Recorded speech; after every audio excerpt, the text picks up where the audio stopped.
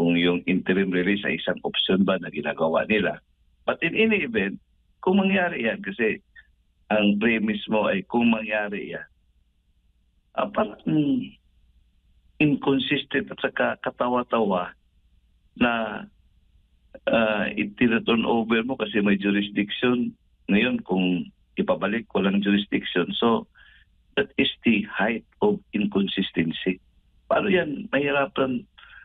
Kung mangyari yan, kaya kung mangyari yan, I don't know how the government can explain that to the people.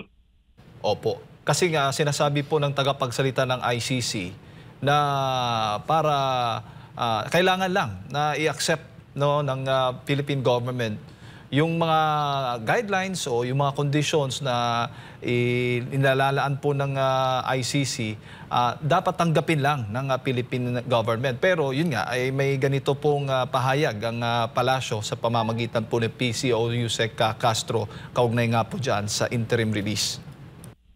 Siguro yung kung mangyayari yan, hindi basta-basta yan na usapin. I think the government would know best what to do kasi all eyes, hindi lang ang madlang bayan ng Pilipinas, the world will be watching us. Opo, parang kung mangyari yan, the Philippines is on trial. Kaya nga,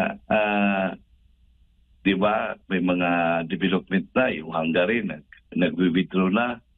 So, this will also put the ICC in a situation na ano ba ito, relevant ba ito kung itong institusyon na ito.